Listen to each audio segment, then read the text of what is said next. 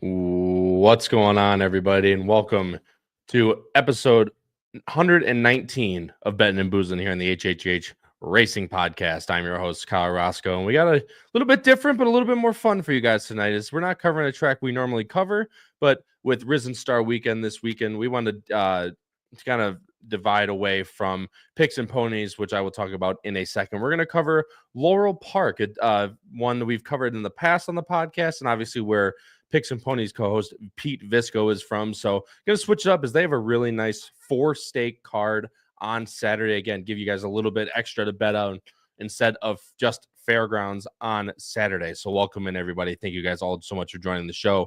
Greatly appreciate it. If you guys do enjoy this episode and you guys want to continue watching more, please go down below the video player, hit the like button, and hit the subscribe button. We would greatly appreciate it because not only is it the best, easiest, and freest way to help out our channel, it pushes these videos out into the YouTube algorithm to hopefully bring like-minded horse players like yourself to the HHH Racing Podcast. And of course, for that, we thank you. Also, so you'll see scrolling on the bottom side of the screen here, you'll see our normal podcast schedule for the week. On Mondays, intermittent Mondays, we have Horsin around at 8 p.m. Eastern Standard Time. The last one we had was talking about the Eclipse Awards and stuff like that. And as we continuously get through these Derby preps, there will be more and more Derby recap shows where we'll talk about, our Derby leaderboards and stuff like that. So please subscribe for that.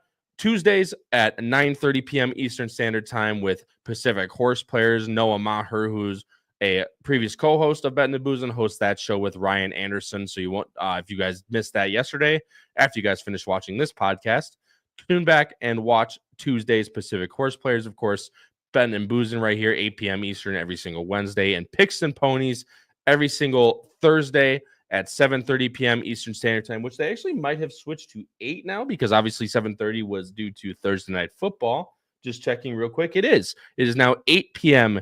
Eastern Standard Time. I have to change that on the banner as football season is over. Congratulations, of course, to the Philadelphia Eagles, who ended up winning the Super Bowl. For myself, Matt Miller, and others that liked them on the show for our Super Bowl edition, which was episode 118 of Bettin N Boozin here on the HHH Racing Podcast. So congratulations to those that followed along there. My reputation is ruined. I don't want to talk about the coin toss. You guys all know how I feel about that. My life is over. There's no reason in living anymore. But guys, like I said, we won't waste any more time. We have a ton of people joining in. Greatly appreciated. And we also have a bunch of comments that I will get to in a second. Of course, every single podcast posted to the HHH Racing Podcast YouTube channel is available in audio form, Apple Podcasts, Spotify, and Anchor. For those, please go rate, review, and subscribe if you so wish over there. Bettin N Boozin Podcast, Instagram and TikTok. Please go follow us over there as well. The Power Picks guys still going super strong, especially for the new year. 762 picks, total picks of a time when I made the banner. $2.50, 15-cent ROI. Normal average horse players is $1.60, and anything over $2 is profit. It's only $4.99 a weekend. It comes out to $21.60 a month, which is how Patreon bills it. But every single Saturday, you'll get 2 full tracks plus good friends of the podcast, Santa Anita. You'll get price plays, spot plays, pick 5 grids, everything you need to be successful on any given Saturday. We here at the HHH Racing Podcast have you covered with the Power Picks. So please go over there, patreon.com/HHH Racing Podcast. The link is also in the description as well. And if you want to see previous editions of those Power Picks before you buy them, or you just want to learn more about the podcast itself, please go to hhhracingpodcast.com. Guys, we will get right into it. And we have a new viewer already from over on X, MD Minhaj Biswas. Thanks so much for joining, MD. Greatly appreciate it. And if you are on X or on YouTube and you want to comment in the live chat, you'll find it on the bottom right-hand side of the screen. Click to open chat, and feel free to chat in the comments, keeping it civil, but of course, we read every single one. Terry Frank, of course, is here. Ralph Conti is here. Katie is here. Of course, we have the normal, as always. Matt Miller is always, of course, here.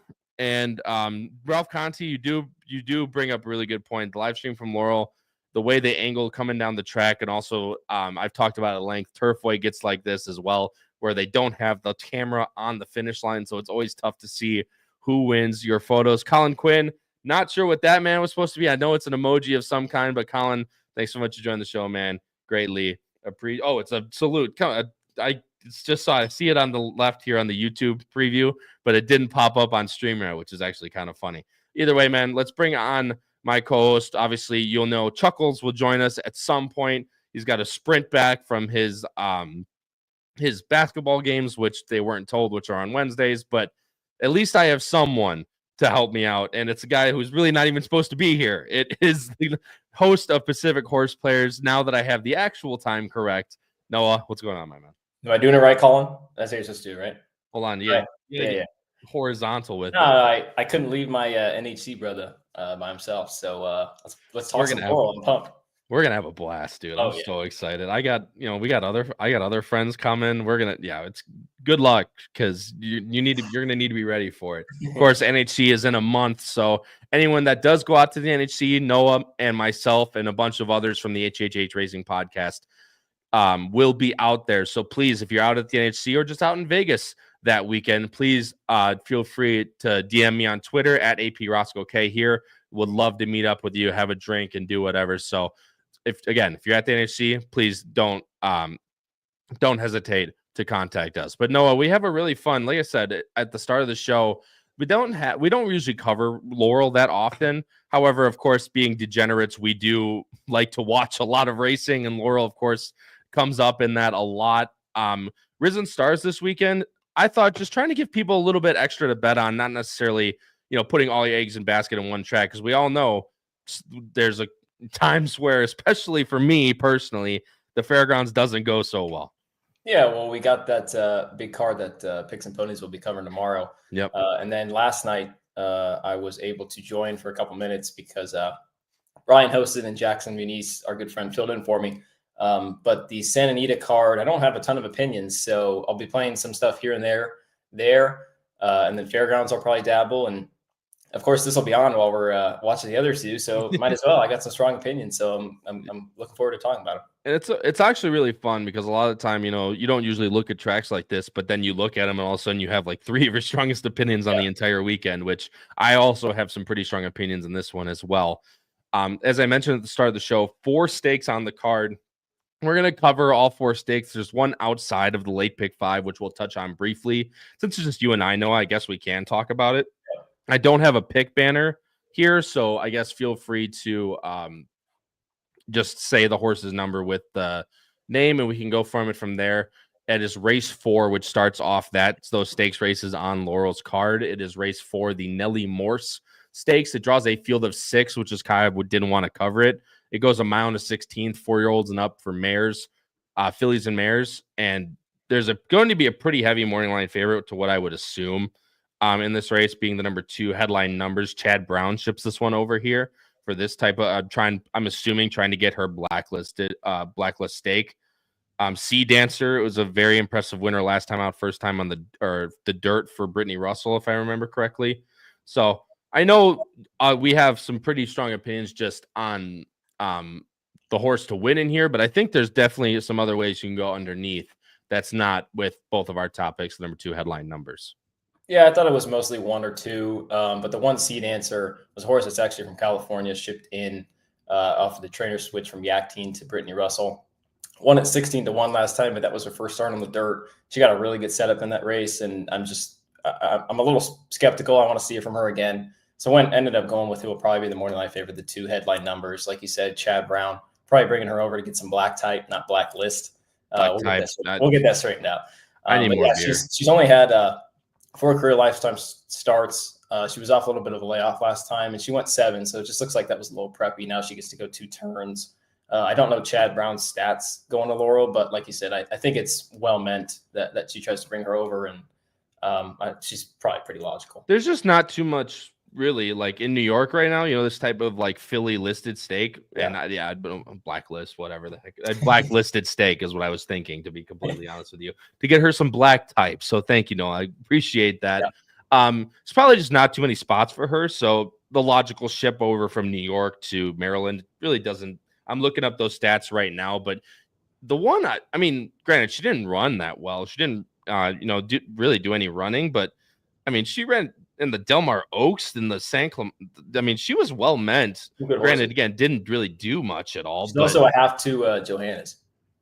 That is this horse. That's Yeah. right. I didn't even put that together. That is right. Which is why she was bet pretty hard for the first part of her career until they realized that, maybe it's just not what she wants to do. But obviously the Brittany Russell barn ran super well last time. So definitely going to need to have her at least defensively on tickets. Other than that, Noah, did anyone else catch your eye before we move on to the next race? I was 2-1-5. I just thought the 5 was kind of the third option. She might not even run here. She's entered to run, I believe, Sunday in race 7 at Laurel. Correct. She hasn't really done anything wrong, especially her last race was fine. But I just don't think she probably classes up to the other two. So like I said, it's probably the one of the two. Yeah, I don't disagree with you by any means. Obviously, another horse that was really well meant early in 2024.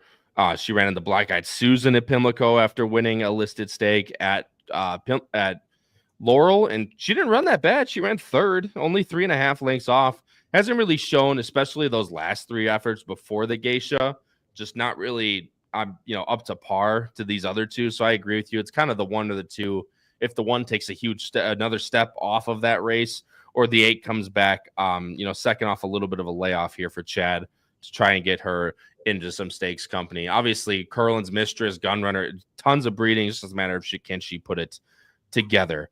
So, no, let's move on to the actual late pick 5 here, and that starts with race number 5, which is an optional 40 claimer, and it's actually probably the most competitive race in the entire sequence we'll talk about, which enters into the first race. And I'm looking at my real quick before we move on. I want to try and find this. My DRF is not helping me out.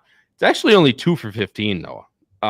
Tripping to Laurel, 53% in the money though. So, but it's only 6 horses. You're not going to play her underneath most likely, unless you're going to key her somewhere like second, key the one on top, and try and play some others. Yeah. So I guess not what you want to see from Chad Brown, but again, to me, it kind of just seems like a logical step over from her to take into here. But either way, 11 horses, and again, just like when we cover Gulfstream, people, no numbers, no morning lines. We'll try to do our best to keep track of the horses as we're talking about them. And as I switch over to race number 5, both you and Charlie are going with the number 4, Radical Right, which is a horse I have in second, so I really think he has a good chance. However, I'm going with the 5, Assume Nothing. For honestly, he hasn't done that well out there so far this meet, but my favorite rider out in the Maryland circuit, heavy on Toledo and Horacio De Paz. Noah, of course, I'll let you talk first. Number 4, Radical Right. This is one of those horses again. When I show the time, this is one of those races again. This is really the only race we'll talk about with a fast pace. So being that both of our horses are coming from that type of mid-pack style and have done it recently very well, is what kind of gives me that inclination that these two are going to run pretty well.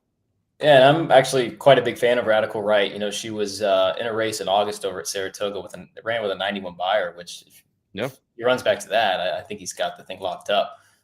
But this is the first race, obviously, since August. They ran 2 weeks ago on January 26th, and he hasn't worked then, which I guess maybe would be a little bit of concern. But just the fact that it was 2 weeks ago, they were off such a long layoff.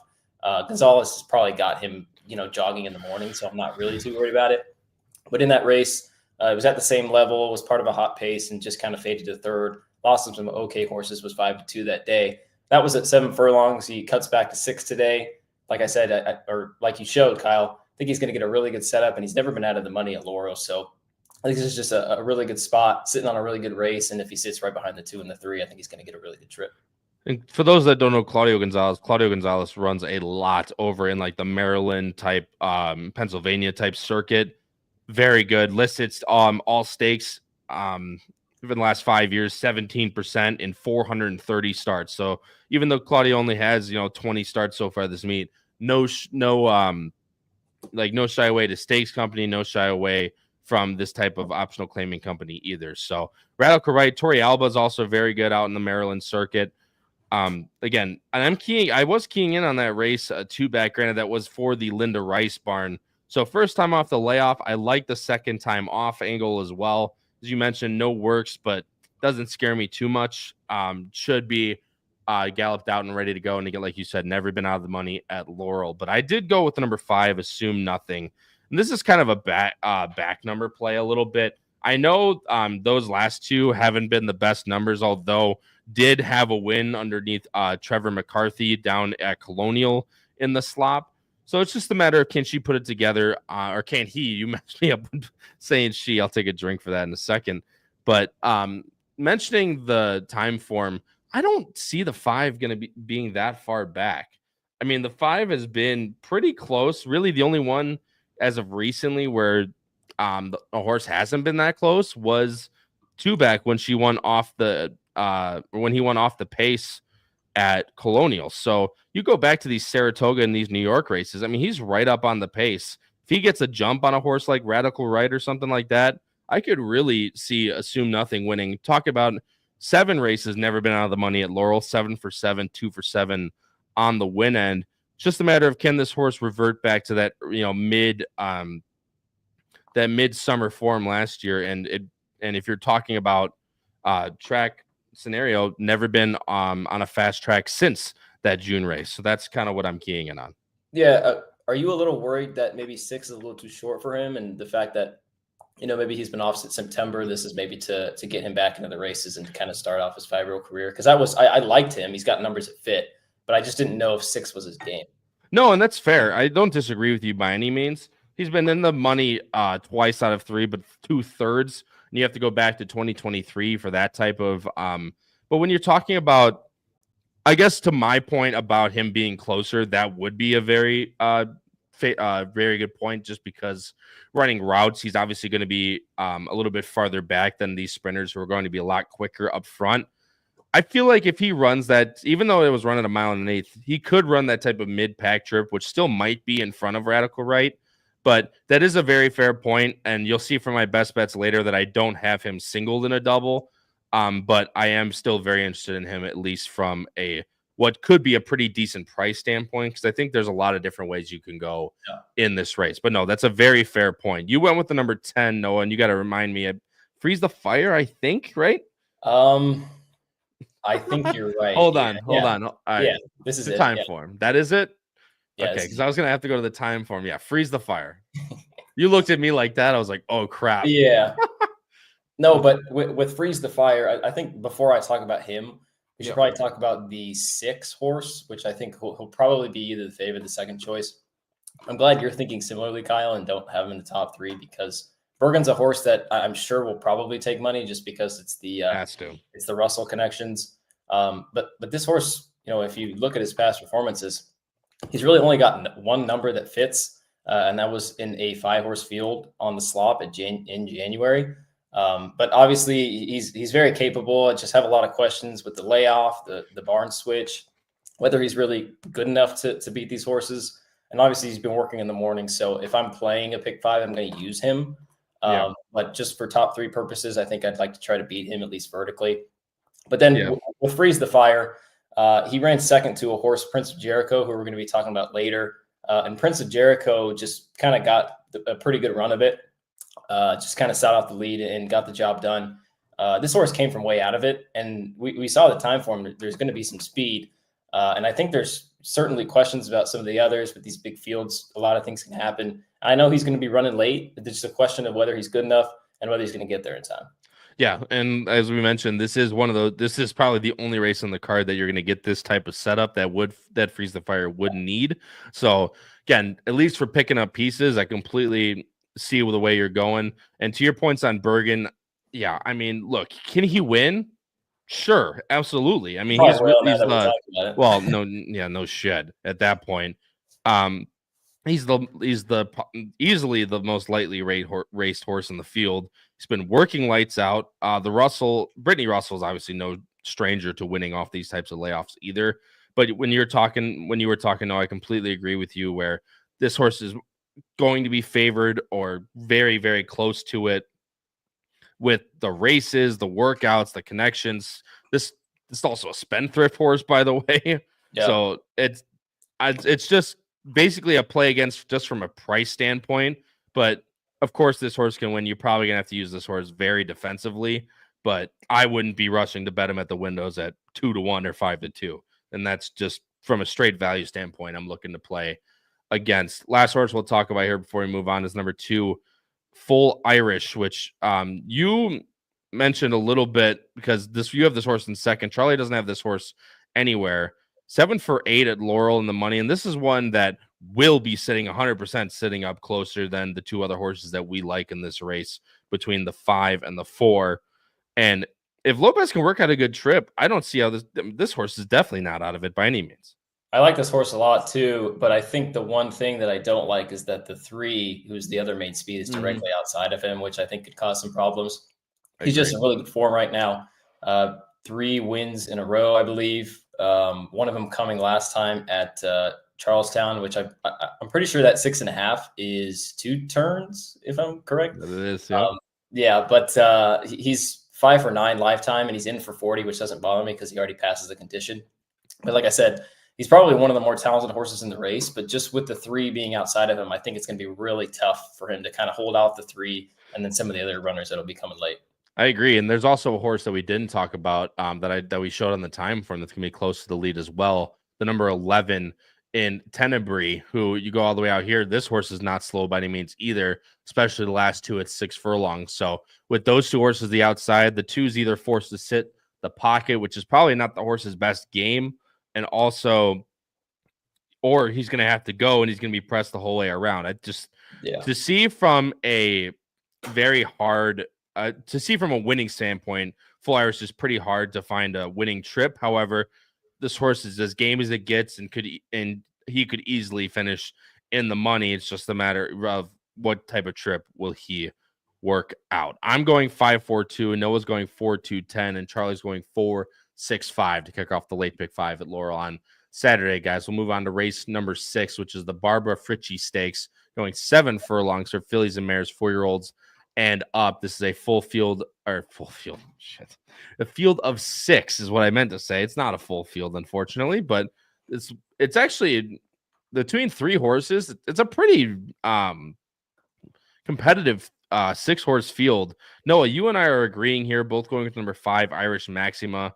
Charlie's going with the number 3, St. Benedict's Prep for Jairo Rodriguez and Linda Rice. We're going Frankie Pennington and John Service.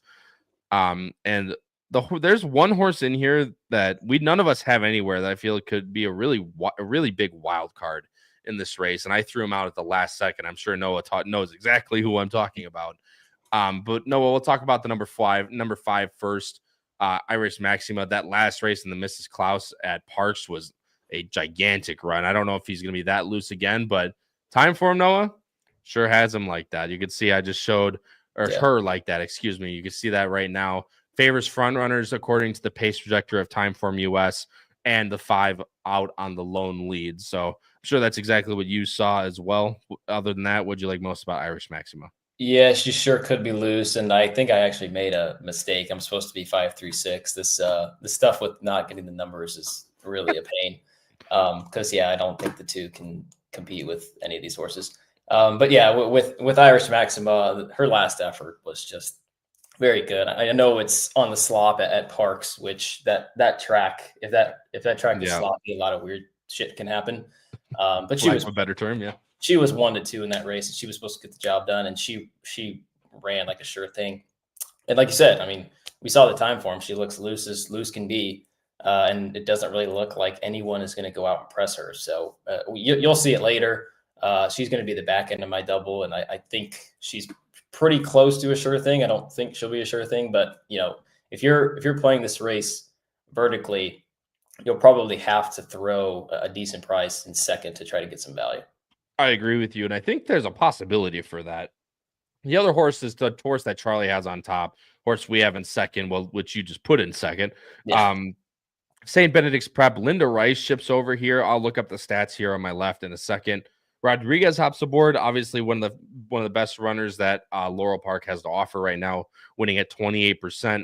This is one shipping over from Aqueduct, but has shipped to Laurel before and has run well.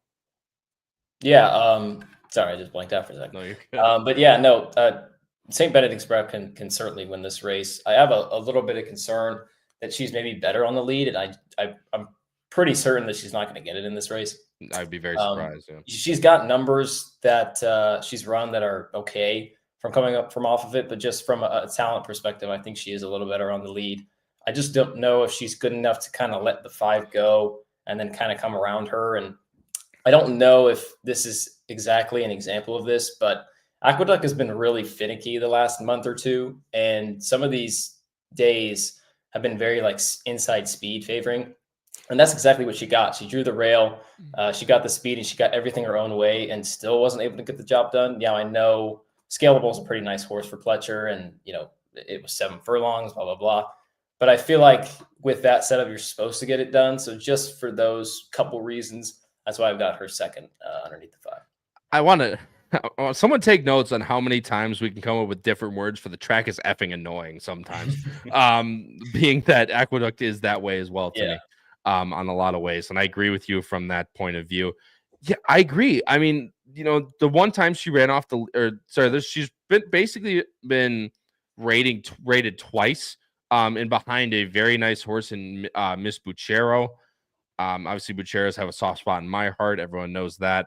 But down at Saratoga last year on an M1X actually set off the lead and won a very nice race. She's been running basically that, high 80s to very low 90s her entire career. From that point of view, at least since the middle of last year. So she makes a ton of sense. Just again, I think she might do her best running on the lead, like Noah said. I'm not sure that she's going to get, not anywhere near that. She's going to be close, but I would be very, very surprised that the 5 is not on the lead in this race. And Charlie, I'll bring you in as Chuckles finally joins us as he sprints home and is out of breath. Gave him a second to catch his breath. But Charlie, you can feel free to touch on anything. You have this horse on top. So you feel free to tell Noah and I why we're wrong. What's up, Chuckles? What's up? Yeah, no, and you might not be wrong, but look, I have to back St. Benedict's Prep. I don't know if Noah remembers, but this is a horse I have been on since that. Oh, here we go. That's April. Why. And I was in a pick and pray, and this horse was like 6 or 8 to 1, and then ended up going off as the favorite. And I am not exaggerating when I tell you, I bet this horse pretty much every single race since that race, except for the pumpkin pie, because I just knew Nick's style would be too good, and it paid off pretty well for me. I understand the horse has been a short price, but at the end of the day, you still have to actually go out there and win. A Linda Rice horse where genuinely, I don't think it's any controversy. I just think St. Benedict's Prep is actually a really damn good horse. And, has proven it. I think you guys touched on it a little bit, kind of, anywhere, any track, likes this distance as well. Obviously, the question, and I did hear you guys start to talk about it, is what can she do off the lead? But I will say in that Keeneland race, when they went really fast, she was happy to sit off. So I have a feeling that Linda has a plan for this one and obviously would like the lead. But if the 5 ultimately ends up getting it and is too quick, I could see them trying to sit, because I don't think St. Benedict's Prep could win if it's just a straight, speed duel between the two of them. But I really think it's one of those two in this race. I agree. I don't, if she doesn't go, I really don't know who's going to press the 5. And if no one presses the 5, I don't know. I can tell you that. But I searched up the stats. Linda Rice at Laurel, 3 for 21 only again. So both Chad and Linda, both not the best shipping over to Laurel Park. However, she does run 67% in the money, but it is with a 92-cent ROI. So again, definitely not the price you're going to want to need on this horse, at least in my opinion. This horse might even go off as the favorite. Probably not. I think the 5 will, so. But it'll be the 5, the 3, and then kind of everyone else is how Agreed. I'm seeing this one. We all have the 6 in third, which is Royal Spa for Rudy Brissett and Sheldon Russell picking up the mount here. She just looks a cut below really than the other two. Definitely can be good for a few Kira in third or something like that, but again, just might seem a little bit below. Yeah, this was a horse that Ryan and I got the pleasure of talking about this race with Matt Dinnerman when he was on our show probably 3 or 4 weeks ago. But this was a horse that we had discussed, and we liked her, but weren't sure that she was that she wanted to go 6 furlongs. And when she had run the race prior, we knew 5.5 was too short too. It just seems like the longer the 1-turn race, the better for her. She's got 7 furlong races and mile races that are pretty good. But like you said, I agree with you guys. I think she's probably just a notch below. And Rudy Brissett's only shipped it twice to Laurel in the last 5 years. 0 for 2, but both did finish in the money, 1 second and 1 third, and both were last fall at Laurel. So Again, just little tidbits of information that are really interesting, especially for tracks that we don't cover very often. When you see these big name trainers ship over for these stakes races, it's always nice to see how they do in these types of moves. Again, Royal Spa definitely has a chance to finish in the money, but again, between the 5 and the 3 might just be a little bit below those two. Charlie, you want to add anything before we move on to the next race? No, I think it is 102. The one thing I thought was interesting, I mean, I'm sure you guys would agree with the logic, but I'm sure a lot of people were wondering what we thought of to do with Aussie Girl, who obviously. Oh, yes, thank you. That's why I literally opened up the race with there's one wild card that we want to talk about in this race, and I never brought her up at all. So, yes, the number one is who Charlie's talking about, Aussie Girl. Yeah, I was just going to say, for me, it's just a simple, and I'll let you guys add on. Obviously, you could argue this is the best horse in this field, and certainly without a doubt is run against the best horses in this field. I just think naturally when you see, an Irish bred who's only been on turf, this just seems like a very, very bizarre move. And quite honestly, to me, is surprising. I'll let you guys add on because it's not like she was running, horribly disappointing or poor, right? Like she comes over to Kentucky Downs, which is a really tough track at a huge price and doesn't do much running, then comes back to win at a decent price, and then comes back to, run 9th, but only lost by 4 lengths against horses that, again, I know it's a different service, but are much better. So I just thought this was a very strange move. And look, if this horse freaks on the dirt, fair enough. But for me, it's a wait and see. And I think this is the one who will be the clear third choice because some people are just going to take a chance. I mean, it's not a bad horse to take a chance on. But again, you get Star Spangled Banner, you get Galileo there. I mean, this is it's just a very weird. And this horse hasn't even sometimes we talk about, horses working themselves onto the dirt with these turf horses. She's been working on synthetic. I just don't see strange.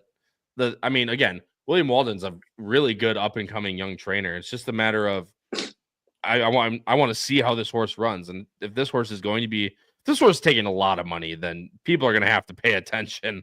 But it's not one for me personally, at least. I feel like again, if it's not 5, it's 3. If it's not 3, it could be anyone else really at this point. Probably the 1 would be your next likely, but again, very, very interesting move from the turf to the dirt. I'm going 5-3-6. Noah's also going with me 5-3-6. Charlie's going 3-5-6. Guys, let's move on to race number 7, which is of course the middle leg of the Late Pick5. It is the John B. Campbell Stakes going a mile and an eighth for 4-year-olds and up. Field of 7, and 2 of us again are together. Charlie, you're with me on the number 7, Awfully Cool. Noah going a little bit against with the number 3, Speediness, although I have the horse in 2nd. Charlie has the horse in 3rd. So again, we all believe in a lot of these runners. And for Jamie Ness, that one should be ready to go. Awfully Cool. Adorno comes in. Solus trains and Hit the Road Jack, the number 2. Lapastina, and Sanchez Solomon does the training job. He also has the number 5. Catalia Strike, which I'm glad Noah has in there because I thought that horse was interesting, but just didn't put her in there in the end. But Noah, I'll let you talk first. Obviously, you're the man on the island, but Speediness should have a pretty good trip around the track as I show the time for him.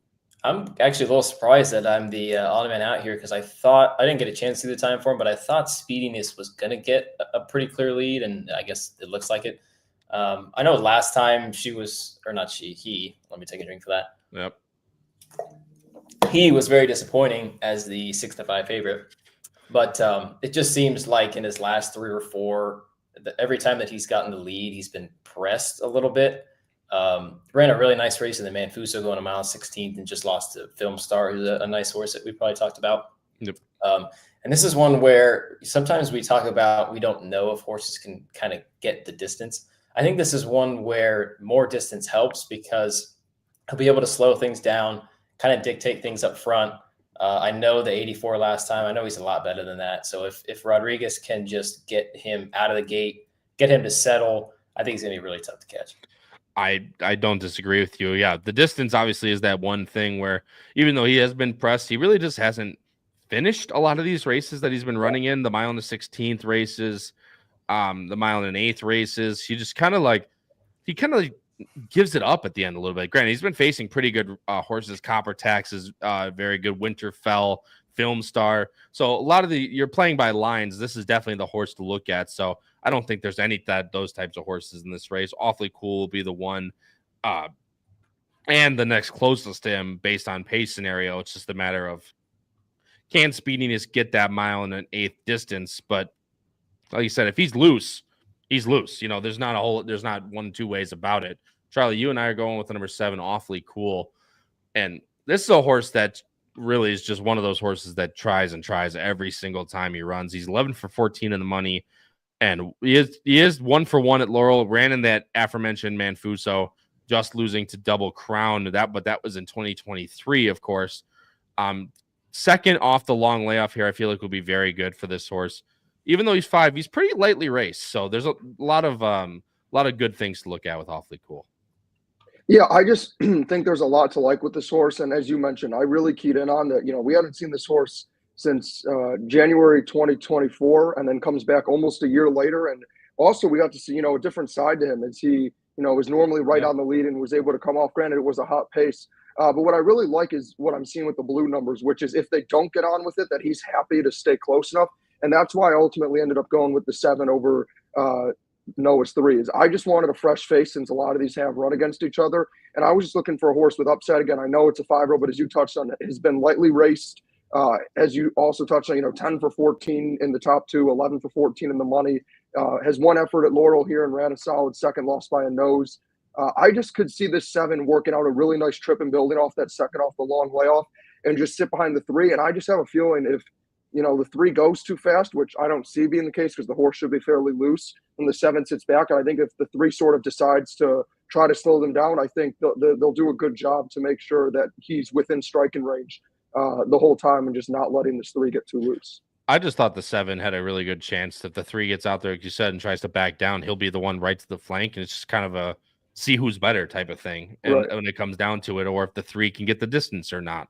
So it's really just that. There's also, you could argue there's a bit of distance concern with this horse as well. This horse has been running mile races at Parks, at Aqueduct, mile and 16th at Laurel, where he just lost the Double Crown. Obviously, last time on the mile and 16th, he showed that he can get the mile and 16th. That was in the mud, yada, yada, yada. There's so many different things. You could make that same type of argument with Awfully Cool. I just like that he's drawn to the outside of Speediness, where it's not like Speediness would sit anyway, which I guess could be a plus there. For me, it's one of the two. It's if the 7 gets the better just sitting off, or the 3 gets loose and ends up winning. If anyone else wins, I'd be pretty surprised in this race. But Noah, you have a really interesting one, Catalea Strike. And this is one that I had in there and I didn't, and I did, and I didn't, and I ended up putting the 2 in instead. So I'm glad that we get to talk about him. 4 years old and just as much raced as horses we've talked about as at 5 years old or 6. 6 for 9 at Laurel. Lots of stuff to like. Just a matter of can he finally put it together, going this type of mile and 16th distance. Yeah, and I think it's important to mention the distance because that's, I guess, maybe the one concern I have with the 7 if you wanted to go a mile and 8. And I'm not really 100% convinced that the 3 wants to go a mile and 8 either. I just think he might get things his own way up front.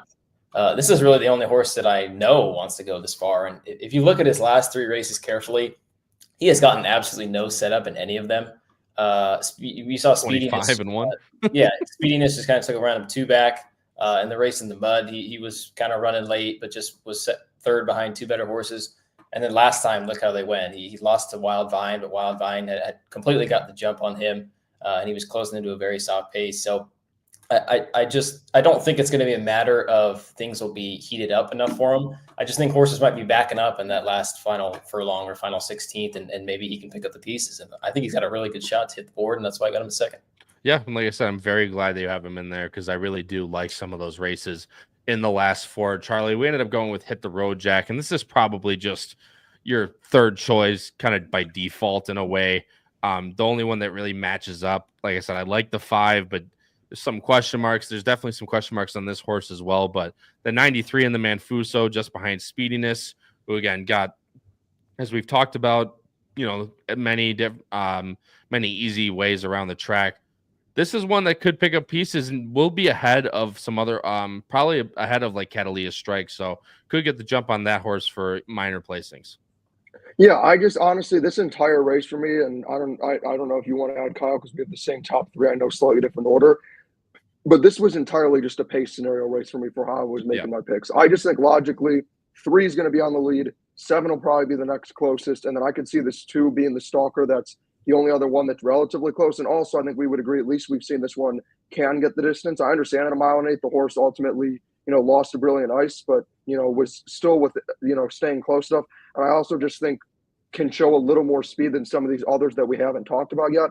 And I just feel like this could be one of those races where the reality is they could just go around the track and no one really moves. Or maybe someone like the 7 who'd be close enough can get by. And I feel like since this is a race that could turn out that way, I want horses that the setup should work for. And also, it's hard to ignore the numbers this horse has on the Laurel track. 5 for 7, I believe, in the money. Yep, exactly. And, in the money 3 of the last 3. So in form for sure, and could get the jump on a lot of others, as you mentioned. Just a matter of, is this horse good as the 3 or the 7 to be able to get the job done on the win end? Obviously, a lot of us don't think so, and the 3 is going to be loose on the lead. So a lot of different ways that you can try and play that around if you guys are playing vertically or horizontally. I'm going 7-3-2. Noah's going 3-5-7. Charlie's going 7-2-3. Guys, the penultimate leg of the Late Pick 5 on Saturday is the General George Stakes, 7 furlongs, 4-year-olds and up. It's a field of 6 again. However, again, there's a very, very good, promising. Now, you can't even call him a prospect anymore. A very good horse in this race, the number 5, Prince of Jericho for the Russells. Second choice probably be the number 2, Quince Brew for Mikel Sanchez, I believe. It's Michel, I believe. So I think it's Mikel or Michelle Sanchez. I'm going to go with Mikel. If I'm wrong, you guys know how it goes in the show. I'm sorry. Celtic Contender is going to be your third choice in this race. And I switch over the picks. You guys are kind of seeing how we're thinking in this race. Charlie, I'm actually surprised at you that for not picking the 5. And you go with 3 Celtic Contender, who technically won the last race, but in the end did not end up winning the last race. He was in, no, that was 2 races back, right? No, that was last race. Yeah. Right? What? No, never mind. Screw it. Celtic Contender ran very well the last 3 times he's ran and looks to put it together again as I show the time for him here. Yeah, no, ultimately I landed on this horse because the reality is, he's ran 11 of 12 starts at this track.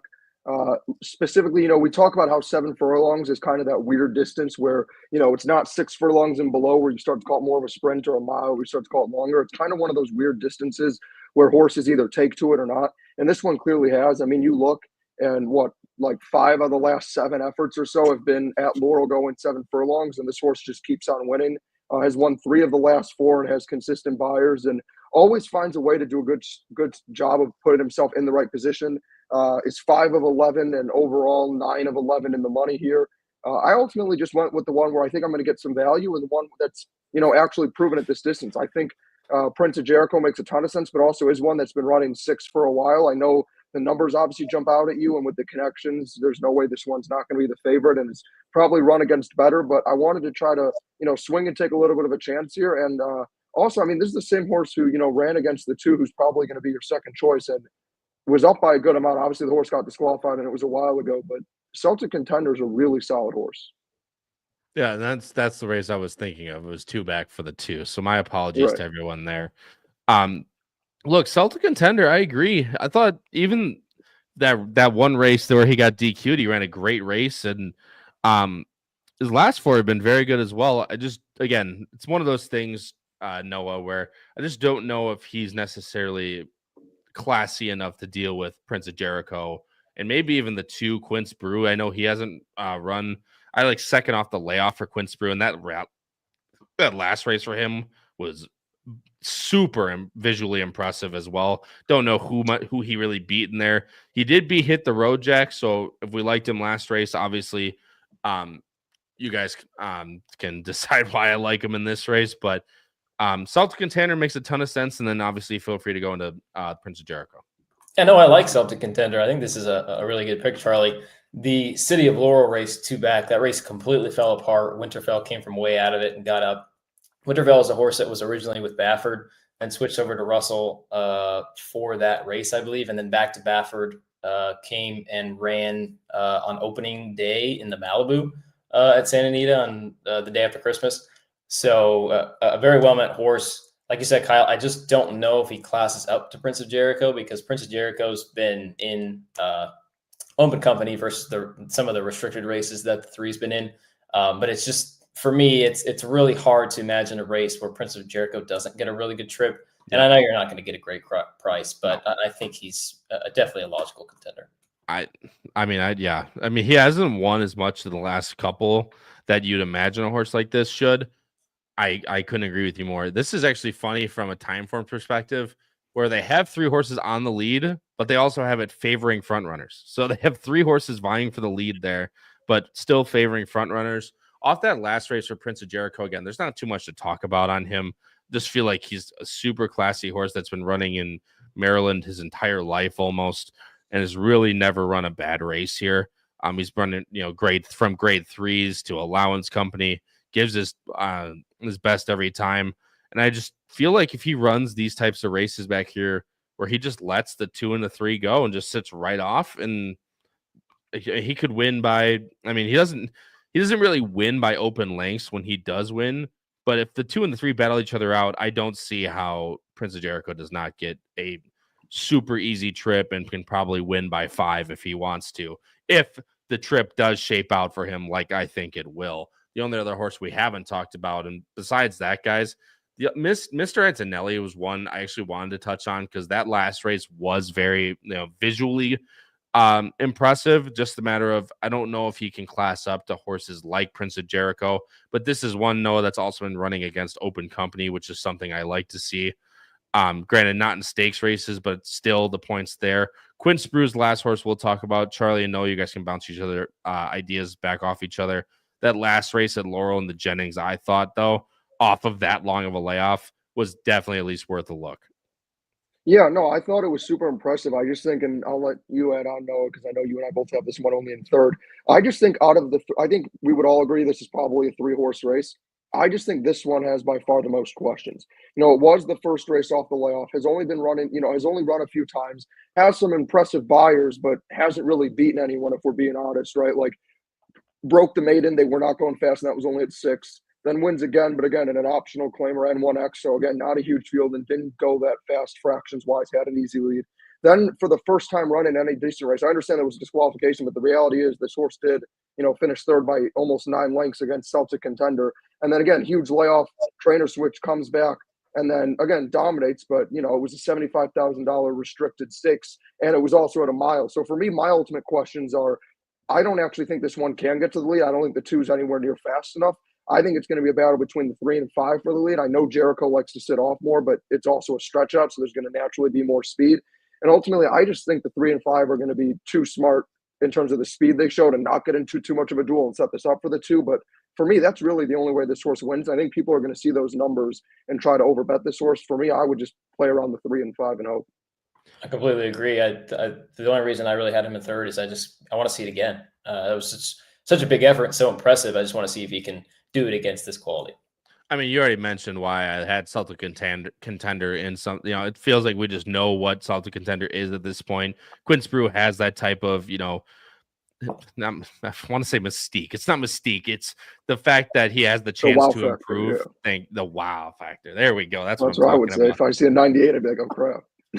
Well, it did, and I watched it, and it's really impressive. Again, the matter is going from restricted to, like I said, open company. You're going from mile to 7 furlongs. There's a ton of different things that you can point out with Quinn Sprue, and very good, very bad.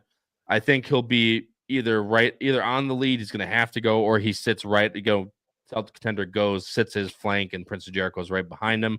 Prince of Jericho sits second off of Celtic Contender. No, I wouldn't necessarily be mad either in that regard. I'll tell you that much. Yeah. But like I said, between those 3, the other ones really didn't excite me that much. Union Fleet has been running in that same type of optional claiming, 6 for 34, 4 for 21 lifetime. This is one that is just probably not as good as a lot of others in this race. Mr. Antonelli, I talked about, those last 2 were very good. But again, going to have to class up to a horse like Prince of Jericho. And Circle P is another one, 3 for 14 at Laurel. Runs, that type of mid-70s a lot, but has jumped up to the mid-80s. Still might be good enough to win, but there's a lot of horses I could see, clunking up a lot for, third place to round out your trifectas and stuff like that. So, and they will be good prices. So I think a lot of these horses are worth a look at least underneath in your trifectas. I'm going 5-2-3. Noah's going 5-3-2. Charlie going 3-5-2 in race number 8 at Laurel, which I would probably say is your feature on the card. And unfortunately, guys, it is not the $10,000 DePeter race that we've covered so much on this show in the last weeks, but it is, to round out our day, a claiming 25,000 non-winners of 3 lifetime, going a 1-turn mile, of course, at Laurel. And I'll show, but again, it's a field of 7, but probably the second most competitive race on the card that we're going to talk about. And I'll switch over the picks right now. 276 for me. We're all going with the number 2 Wine Collector, which actually is pretty interesting in this race. Again, it's not necessarily like this horse is a complete standout by any means. We both, a lot of us have the number 7 in there with the famed no rider riding. Can't believe that the horse is back. Of course, that rider's back. It's unbelievable. The best rider in history. And Charlie and I both have the number 6. What a hard man for dead was what that horse's name is. I've literally watched 4 replays to just hear that horse's name many times. And Noah, you are going with the number 3 Earl of Dassel, which I know you're interested in underneath. Charlie, I'll let you talk first with the number 2 Wine Collector. This is one that's coming from some pretty good turf efforts, has come back to the dirt at the claiming level now at Laurel and has run well, not getting the job done on the win end necessarily, but as I show the time form, I'm sure a lot of us saw that. Yeah, and look, I hate to say this in a race like this, but if I was being brutally honest, if I played horizontals, and we'll get to best bets later, I know this field isn't great, right? I understand this is a horse that's been on the turf. I understand the last time this horse won was October of 2023 at Laurel. That being said, I really like the 2 in the spot. I understand, there's some questionable efforts, but, this horse is also run against some really nice fields, has some big buyers like that 85. I mean, you look at the odds on this horse, and since that win, it's not like this has just been, some horse where he's been expected to win and hasn't been getting done. I mean, he's been 18-1 or higher in every single race because he's been running against so much better than the rest of this field. I just ultimately think this horse gets loose and just takes him all the way. And I think if there's some other cheap speed that tries to send too hard, I think the jockey will just, sit right off that and then go by. I just think the 2 completely outclasses the rest of this field. And I wish I could say, because I think the 2 is just some monster, but I just think the reality is when you just look at competition and also that this horse is only at a few tries on the dirt and is already getting better, it's really, to me, I know you were saying there's no standouts, but I have a feeling this horse will end up going off as a heavy favorite. There was just no one else who really even moved me in this field. I mean, Noah, you can add on. Feel free to add on to that. I kind of felt the same way, but I really did mostly like the Pays angle scenario on this one. Yeah, no, I wish I had as strong of an opinion as Charlie did. But I pretty much thought it was 2 or 7. I mean, I'm going to take the 2 class droppers over some of the others that are coming in. It's just the matter of the 2 could get an easy lead and the 7 might not get the setup, which is kind of simply what it was. But yeah, Charlie touched on everything with the 2. With the 7, Whiskey in the Jarro, we got some fantastic names in this race to finish out. Yeah, we do. But yeah, he's in the other class dropper. Don't know if it's going to get set up for him, and he didn't really get that last time. Good to see no rider is back, like I said. So I thought it was really the 2 or the 7, and with the pace scenario, I thought the 2 was going to be pretty likely. Yeah, I mean, I couldn't agree with you more. This is one that, again, like Noah's mentioned, dropping in class multiple times, has run some very good numbers, including that 1 mile effort at Laurel in December, winning with an 83 buyer, which actually was a very good race. But again, it's going to have to get the setup to really run. I'm not sure he's going to get it to run well, at least on the win end. Midnight, what a hard man for dead, Charlie. We have this horse in second. I have the horse in third. That last race was very good. Again, running late, but is taking a little bit of a jump up back in class. But there's no reason why this horse can't run somewhere second or third to round out your exotics in this race. Yeah, I just had to find somebody, to be honest. And this one does give a fair effort. I mean, at the end of the day, I understand it's 2 for 25, but, is also 10 for 20 in the money at Laurel. So another one that, I feel like it's been a common theme of the show tonight is trying to pick horses that you just know give consistently solid efforts and always try. And honestly, I mean, I think Noah kind of nailed it on the head for why I had this 7 and third. I understand with no rider aboard, maybe the less bit of weight can get this one to show a little more speed. Yeah. But I feel like unless that happens, I just don't think there's enough setup. And we, like Noah said, we saw last time. I get this horse as the figures, but last time didn't get a setup and wasn't even close. And I feel for the 7 because I honestly do think in terms of pure ability, it's a lot closer between the 2 and 7, but I just don't think there's enough setup. And that's where the 6 comes in for me. I mean, look, that name alone is fantastic, and I wish I could have put this one on top. But I just think this one could sit a nice stalking trip. I understand was closing last time, but also it was a hot pace going 7, which to me indicates this one, you know, at a slower pace going longer could maybe be a little more forwardly placed and could just trip out and kind of just be ahead of the rest and stay there, or sit closely behind other cheaper speed and then just go by and clunk up for second. I don't know if you want to add on anything, Kyle, besides the name, but that was kind of my angle with this 6. No, the name angle, my favorite angle in horse racing. No, and a race like agree. this, I couldn't follow you. Well, hey, what are you going to do? Worse races to try it. There definitely is, that's for sure. But no, I just thought this horse could sit ahead of some others and clunk up for third. Again, when you get to this third in this race, you're picking hairs between a lot of these different horses. I like that he was 10 for 20 in the money at Laurel and is going to sit mid-pack, could clunk up at least for a little bit of a piece at the end of the day. But Noah, last horse we'll talk about, then we'll move on to our best bets. Earl of Dassel, which is a horse that you've talked about, coming off of a claim from Jamie Ness, but it kind of sits that same type of trip as the 6 in some regard. Yeah, I thought it was either the 3 or the 6 for third. I thought the win last time was a little better visually than that you see on the page. Obviously, you can see that he was kind of off of it, swung 6 wide, and I thought ran pretty well. Obviously, the numbers maybe not up to par with some of these others, but off the claim. So I think there's still some room for improvement. Obviously, you know, going from Jamie Ness, sometimes that's not really a great sign, but I needed someone for third. And it's funny you mentioned, I don't think anyone said this, but no rider's actually weighing 126 pounds. So it seems like he's really gained a lot of weight since his hiatus. So that man needs to diet. Otherwise, he's not going to win anything. All right. Enough being assholes. Obviously, there's going to be a rider on this horse. But just to clarify, so no rider is 126 plus another 127. Okay. Yeah, no, your 7 might be in trouble. If there's no rider at 126 plus another jockey at 120 plus, this is going to be a big ask from this horse. I mean, the other's got 122, so he's already up against it. Yeah. No, you're not wrong. Anyone else see what I have to deal with on a daily basis nowadays with these guys? Obviously, there will be a rider. Will obviously be very interesting to see who chooses on that. But for those that are just tuning in their first time to Bettin N Boozin, that is a little bit of an inside joke throughout these 119 episodes we've had. Whenever there's no rider, obviously, you know, oh, the horse is lighter and he's going to win for, you know, whatever the hell. But we're big fans of no rider here. We are big fans of no rider. The first and last time that these people join. Yeah, probably no shit. But who knows? Maybe we get someone who starts joining our chat that always says no rider. They're just a fan waiting to see if. All right, reel it in. All right, 276 for me in race number 9 to close out the Late Pick5 at Laurel on Saturday. Noah's going 273. Charlie's going 267. And real quick before we get to best bets, guys.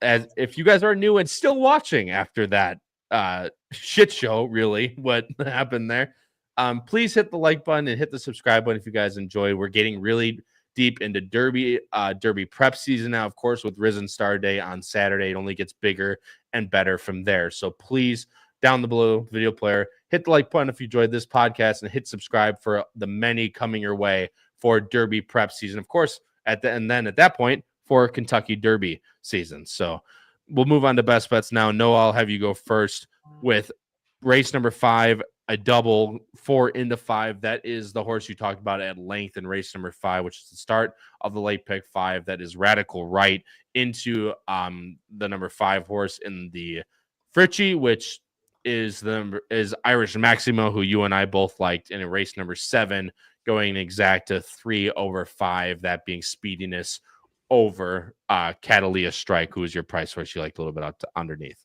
Yeah, I'm definitely going to play that double. I think Radical Right, even though he's probably going to be the favorite of the second choice, there's a big field of 11. It's the biggest field that we talked about. So even if he is the favorite, he should get a decent price. And then the horse that we talked about in the next race, the 5, just looks like he could get loose. So if he's a free square in there, try to get some value out of that double. And then fast forward to race 7. It's mostly just an opinion of trying to get that 5 somewhere in the money. I just ended up throwing the horse that I had on top, Speediness. So I'll play probably that exacta. I'll probably play the 5 and third a little bit, and then maybe throw in the 7, maybe on top of the 7 stake money as well. Yeah, we were very similar, so I couldn't agree. I couldn't agree with you more. Good luck with your best bets, Charlie. I go to you next. 2 doubles. Race number 5 singling the 4 Radical Right as well, and going into the 3-5, which is, gosh, I'm trying to think of who I think is that St. Benedict's Prep. St. That's Benedict's who it is, Prep, and yeah. Irish Maxima, and a double 3-5 into the 2. You mentioned you like the 2 a lot in the last race we covered, the claiming race, but you were going with Celtic Contender and Prince of Jericho in the first leg of that double. Yeah, I'm glad to hear. I mean, I know I didn't actually get to see what he had to say, but I'm glad to hear that Noah was all over that 4, because I kind of felt the same way. I thought even though that race has a lot of horses, because of that, you should be able to get a square enough price you can play into whoever. And then again, I know the 5 is probably the horse to beat, but St. Benedict's Prep is a really solid horse who's done really well for me. So I'm probably just going to play a Dutch double of those. And then same in the last race with the 3-5 into the 2. Again, I just think the 2 is the best of that field, the class dropper, and could just get loose. And then again, I know with Prince of Jericho, it'll pay a lot less, but is probably the horse to beat. And again, I'm personally just against the 2. I think that's an underneath horse. And I just think Celtic Contender is ultra consistent and loves this wacky distance. So I'm going to try to, Dutch those 2 and kind of choose the same strategy in both races of a horse that I have a strong opinion on, and then choosing the favorite, and then a horse that'll be a little more of a price to Dutch it for each of my doubles. Hey, Charlie, does that look pretty similar to you? Granted, different horses, but same thinking. In a race, like, especially in a when I'm playing a track or something that we covered that I don't have the strongest grip on because I don't play it that much. I love to find horses that I can base my entire day around, and there's 2 of them. And I tell you what, guys, if the 5s win, I'm gonna have a good day. In race 5, I agree with what you said, Noah, a lot. Where it's the biggest field of the day. There's going to be the best prices coming out of that race, especially not when there's not a clear cut betting favorite in that race. There obviously will be 2 or 3 horses that'll be bet way more than the rest of them, but still feel like that's a price you need to attack if you want value in this sequence. I'm going with 4-5, which is Radical Right that they all like, and the 5 that I had on top, Assume Nothing for Toledo and DePaz, into what's probably my most likely winner on the entire day, being the number 5 Irish Maxima in the 6th race. And Matt Miller, don't come after me because there's not a pick 4 starting in race number 5, only in race number 6. So I cannot play a pick 4 with these, unfortunately. So I'm going to play 2 doubles, 3 and 7 in race number 7. Speediness and Awfully Cool. Speediness, of course, on the lead. Awfully Cool should be right off into my second most likely winner on the day in Prince of Jericho. So trying to take both those 5 horses and build a day around them. Guys, my sons grow up so fast. Look at that. They're all betting doubles and exactas. No more pick 5s. No more garbage. We like that around here. And I know a guy in the chat not coming after you. I know a guy who also likes it in the chat. Katie, thank you so much for the kind words. I greatly appreciate it. And thank you out there for watching. Again, I know with Risen Star Day, that's where a lot of the eyes are going to be this weekend. But if you're looking for some extra bet, Laurel and their great card this weekend is not a bad place to look. And thank you, Noah and Charlie, of course, even though you're late every weekend now, I do appreciate you coming on. Again, thank you everyone for watching. This has been episode 119 of Bettin N Boozin here on the HHH Racing Podcast, covering Laurel Park, all 4 stakes and their Late Pick 5 for Saturday, February 15th. And don't forget, guys, tomorrow at 8 p.m. Eastern Time, Thursday, February 13th, tune in for Picks and Ponies with Howard, Pete, and Paul to cover Risen Star Stakes Saturday, and the first 50-point Derby prep of the season. For my co-hosts, Noah Maher and Charlie Freeman, this has been Kyle Roscoe. And until next time, everybody, crush those bets, win those photos, and stay safe, everyone. We'll see you in the next one. Have a good night.